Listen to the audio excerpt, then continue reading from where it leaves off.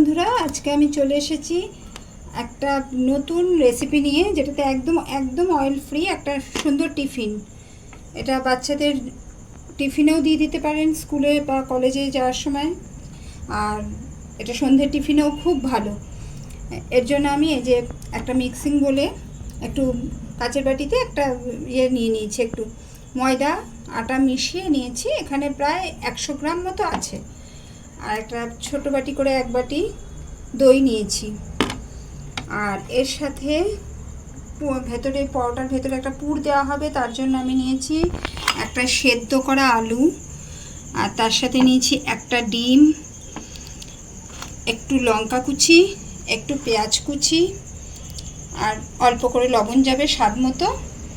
এর জন্য আমি আগে প্রথমে গ্যাসটা ধরিয়ে দিয়েছি, একটা কড়াই বসিয়ে দিয়েছি। তাতে এই যে এক কাপই বলতে গেলে এটা 1 কাপ পরিমাণ জল এর মধ্যে ঢেলে দিলাম, একটু লবণ দিয়ে দিলাম। জলটা একটু ফুটবে। আমি দই ব্যবহার করছি কারণ এতে একদমই আমি তেলের ব্যবহার করব না, তার জন্য দইয়ের ব্যবহার করছি। আর এই পুরের মধ্যে অনেকে ইচ্ছা করলে একটু ভেজিটেবলও দিয়ে দিতে পারেন, যেমন গাজর, বিনস এসবও দেওয়া যেতে পারে।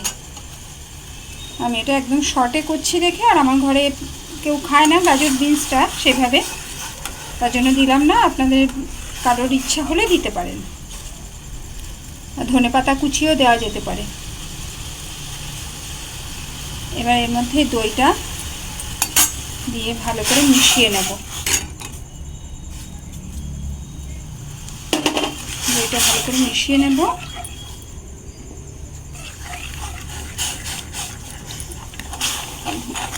গরম জলে দই দিয়ে তারপরে ময়দাটা দিয়ে দেব। আঁচটা একদম লোয়ে রেখেছি, নিচটা লেগে যাবে, পুড়ে যাবে তাড়াতাড়ি। এটার মন্ড তৈরি পর্যন্ত আমাকে নেড়ে নিতে হবে, তুললে তো হবে না। কড়াইয়ের মধ্যে মন্ড আকারে এটা তৈরি করে দেব। এটা কড়াইয়ের মধ্যে যে কাজটা করা সেটা আমার হয়ে গেছে। এবার গ্যাসের ফ্লেমটা অফ করে দিয়ে এটাকে আমি একটা বাটিতে নামিয়ে নেব।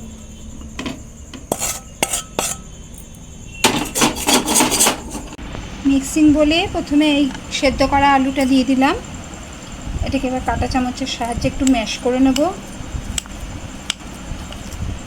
এটা ওই পরোটার মধ্যে যে পুরটা ভরবো সেই পুরটা রেডি করে নিচ্ছি। কাঁটা চামচের সাহায্যে ম্যাশ করে নিলাম। এবার এর মধ্যে অল্প করে লবণ,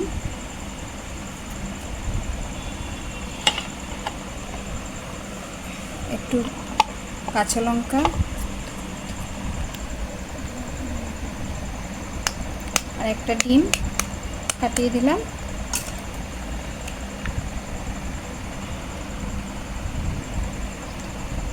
এটা দিয়ে দিলাম। যারা একটু বেশি পরিমাণে করবেন, যারা একটু করবেন তারা আলুর পরিমাণ, ডিমের পরিমাণ সবটাই বাড়িয়ে দিতে পারেন।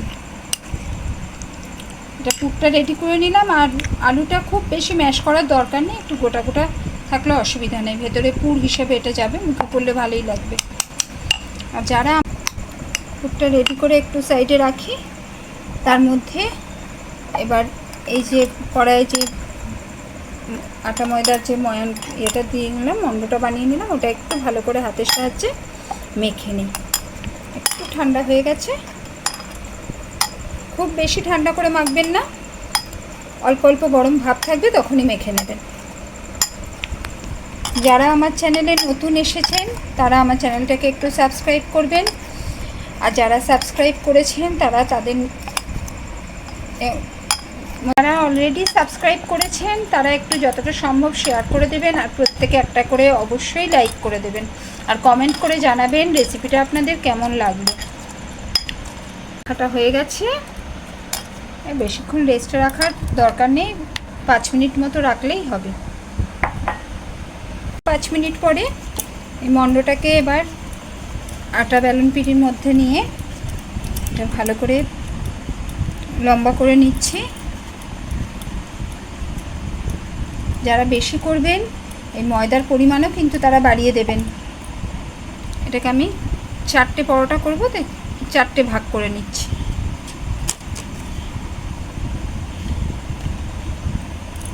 চাকু দিয়ে কেটে নিলাম, তাতে কি সমান সমান হবে ভাগগুলো।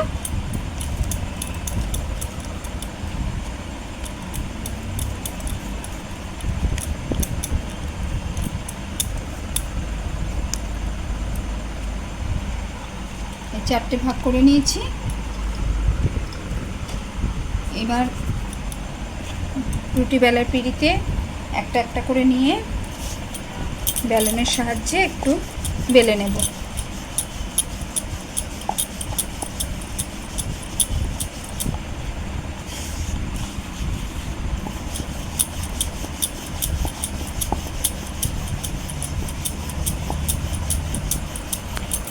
একদম শক্ত করে মাখবেন না, আবার খুব নরম করারও দরকার নেই, মোটামুটি বেলা যাবে বেশ সুন্দর করে।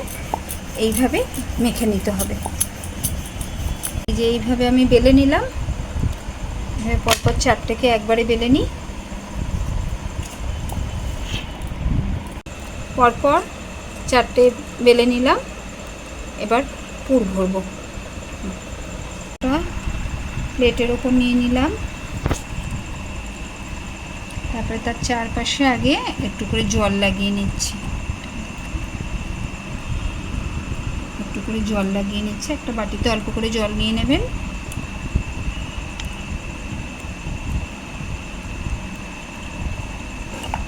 তারপরে চামচে করে করে যতটা করে পুর ভরবেন ততটা করে পরিমাণে দিয়ে দেবেন। লঙ্কাটা যদি কেউ কম খান, ঝালটা কম করে নিতে পারেন। এবার এই দুটো মুখ নিয়ে আগে একটু চেপে চেপে আটকে দেবেন, যেহেতু জল দেওয়া আছে সহজেই আটকে যাবে।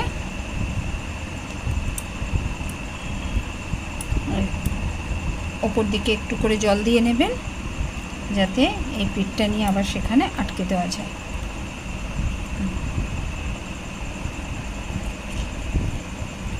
মাঝখানটা আগে আটকে দেবেন, যাতে খুলে না যায়।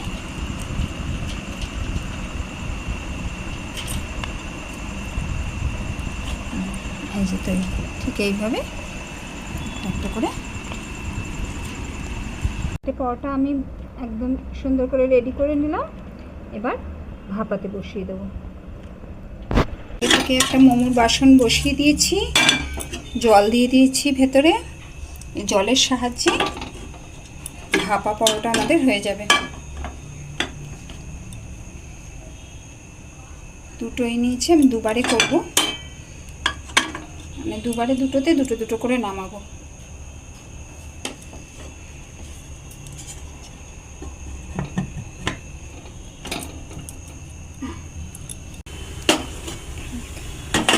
আমি হাই হিটে রেখে প্রথমে 5 মিনিট মতো ভালো করে জাল দিয়ে নিলাম। এবার একদম কমিয়ে 2 মিনিট রাখবো। দেখুন প্রায় হয়ে এসছে। লো হিটে রেখে আমি আর 2 মিনিট রেখেছি।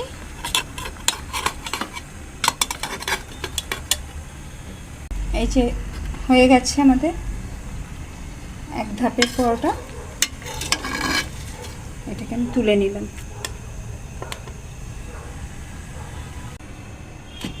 পরোটা একদম রেডি। এই পজিশনে এবারে পরিবেশন করে দিতে হবে। দেখুন ঠিক এই রকম দেখতে হবে, সুন্দরভাবে তৈরি হয়ে গেছে। ভেতরটা একটু দেখাও, কেমন হয়েছে খেতে? খুব ভালো। ভেতরে ডিমটা ভালো সেদ্ধ হয়েছে না? দেখা যাচ্ছে একদম হেলদি, কোনো তেল নেই, তেল ছাড়া পুরো ভালো হয়েছে। এই যে আবার দুটো যে হচ্ছে, হাই ফ্লেমে দিয়ে হয়ে গেছে 5 মিনিট। এবার লো ফ্লেমে দিয়ে দিলাম, 2 মিনিট রাখবো।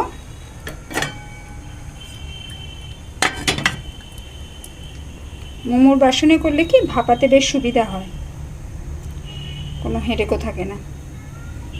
এটা টাইপ অফ মোমোই বলা যেতে পারে। এই দেখুন পরের দুটো একদম রেডি।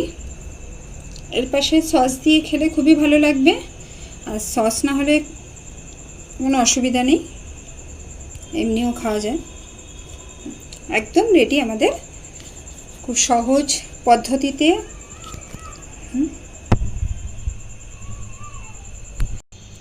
একদম রেডি আমাদের সহজ পদ্ধতিতে খুব হেলদি একটি টিফিন রেসিপি। আপনারা প্রত্যেকে করে খেয়ে আমাকে কমেন্ট করে জানাবেন কেমন লাগলো আপনাদের এই রেসিপিটা।